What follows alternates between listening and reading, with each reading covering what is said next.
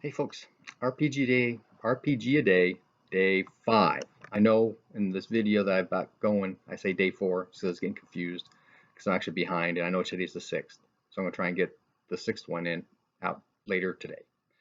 Um, but I'm also experimenting because I had to have 3 different videos because I was using my phone and it all got messed up. So we'll see how this all works out. Let's see how it goes. Hey folks, you know something's a little different this time around. I've got for this question, I decided to go actually and show some things I'm discussing. Question today, RPG Day, day 4, is which RPG cover best captures the spirit of that game? So I pulled out the few copies of actual systems that I physically own, hard copies of, and I laid them out here so I could, discuss some of them as we talk about all this. So here we go. RuneQuest Role Playing Glorantha, the latest purchase I have. This is obviously the quick start since the actual game itself doesn't come out until November. You'll notice that it resembles RuneQuest 2 significantly with the iconic art by Louise Perrin. I do own a PDF copy of RuneQuest 6, which I actually think may capture more of the spirit than either of these two. Although this is close, because you notice that her sword's got the magic swirling around it, like she's cast Blade Sharp on it already. Obviously, a Bronze Age combat situation and fighting monsters. Although if there was a Chaos creature on here, that might have been better. As I recall, the RuneQuest 6 cover has the her sword obviously glowing like it's been enchanted. I also have the third edition from Avalon Hill, which, while a lot of people complain about, I certainly liked. I specifically loved the character background generation, and I still use it today for what I do. I also wasted a lot of my money on RuneQuest, the Mongoose publishing version, including their spells and monsters and all that trash. Now, this Fantasy Imperium, which is a gorgeous cover, but I've never actually played this game. The cover intrigued me. The fact that it's so thick, I also liked, and I managed to pick bits and pieces of its combat and armor out that I use on occasion for my stuff. Tales of Trolls, I played once. Not too enthused. But Tales of Trolls is a solo system. You don't get that from this picture. Middle Earth Role Playing by Iron Crown Enterprises. While Iron Crown, Death by a Thousand Charts, has a bad reputation, I've used it not only for Middle Earth Role Playing, but for their Space Law, the science fiction version, and I think it's just it, those two versions. But here you get a smattering of different kinds of characters. You know, a ranger, a couple hobbits, some lady, a dwarf, messing around in a barrow somewhere since you've got the wraiths there, and lots of treasure.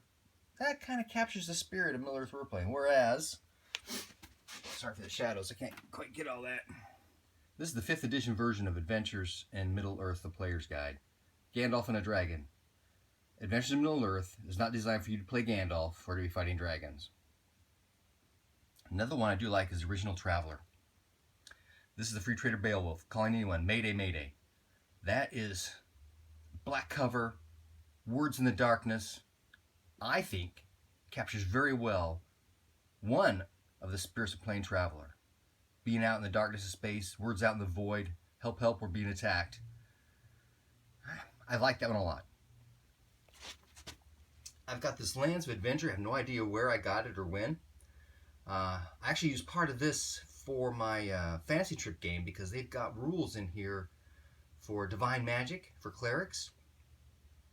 And since Fantasy Trip doesn't really have rules for their clerics, I was able to place that right in. So if you took the priest skill, you actually get something out of it. Chivalry and Sorcery, The Rebirth, I think that's like version 4 or something. I, again, have never physically played this game. But I bought it to try and salvage some of the rules out for my world mix. Stormbringer. This is actually the second box edition. The first box edition was like 2 inches tall, which I had at one point in my life. Here you got Elric and Stormbringer on the cover.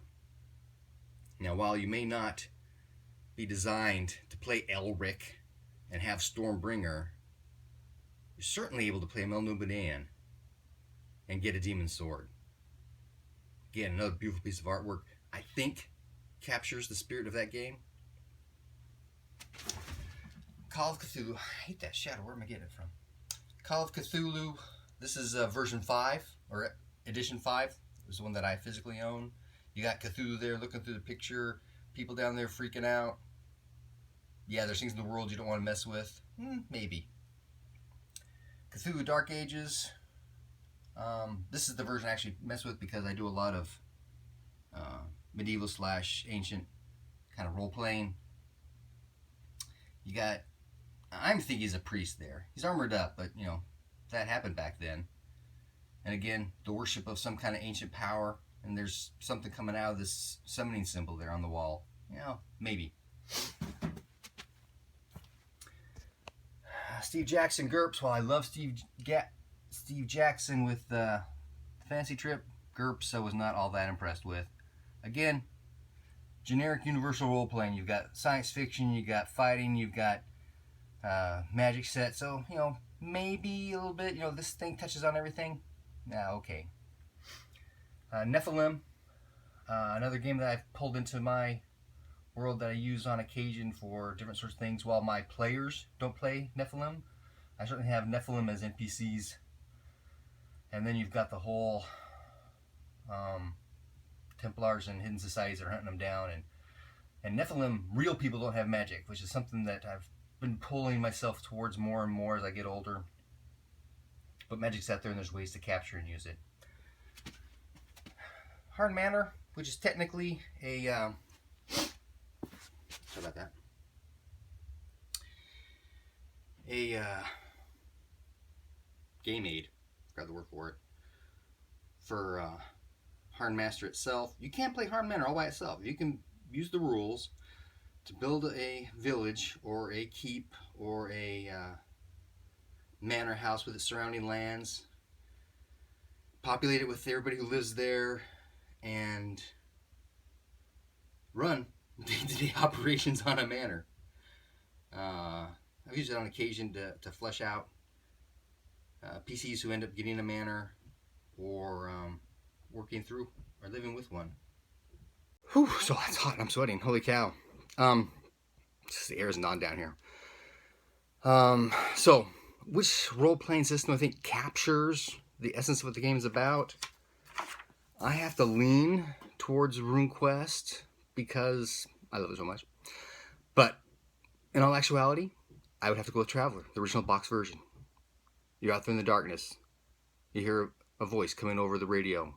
Mayday, mayday, mayday. I think that captures a real big part of what Traveller is about. Getting a ship, traveling the universe, fighting against pirates. I'm actually thinking about doing a part 2 to this video, where other systems I'm either familiar with or have PDF copies of, I'm going to just peruse through those. I just didn't have the time. We were out all day yesterday. We went to Mount Vernon with my best friend from Provo. He's a professor at BYU there, professor of psychology. And he actually was my game master all the time we were in high school. So I've learned a lot from him. He's a good storyteller, runs Realistic Combat, and we love to argue and fight about rules. So we all get something out of every game. But he's out here with his wife. He was doing a presentation up in DC. And so he's going to spend a few days with us down here. They came down on Friday night. And then Saturday, like I said, we spent all day at Mount Vernon. And then last night we went to the Wolf Trap and watched the National Symphony play the soundtrack to Jurassic Park. Sold out. I've never seen so many people at that park before. Luckily we found a place up on a hill outside of the normal area where we could, you know, get our stuff laid out, and people who needed to sit in chairs got to sit in chairs and get things done. It was cool. It was nice. We got home about 12:30.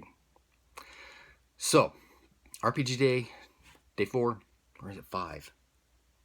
Put my glasses on. It is 5. I apologize. It's day 5. And I'll come out with part 2 of this later on. Will not be today, I can tell you that. But hopefully sometime this week I'll be able to pull a bunch of stuff up and take a look at them and see if there's something out there that I've been interested in or have seen or played I just don't have a physical copy of that better suits the answer to this week's question, today's question. But for now, me is the original traveler, out in the darkness, voice, crying, because in space, no one can hear you scream. I was waxing nostalgic this morning. And also I'm like a day behind because of what happened yesterday. I completely forgot Advanced Dungeons and Dragons, which I obviously own a copy of, or 5th edition that I own a copy of. Now, if you happen to believe that a svelte woman with a magic staff and fire in her hands can take on a giant who's, of course, the picture is fairly accurate, 30 feet tall, which means they probably weigh cube 200, 55,000 pounds, something like that.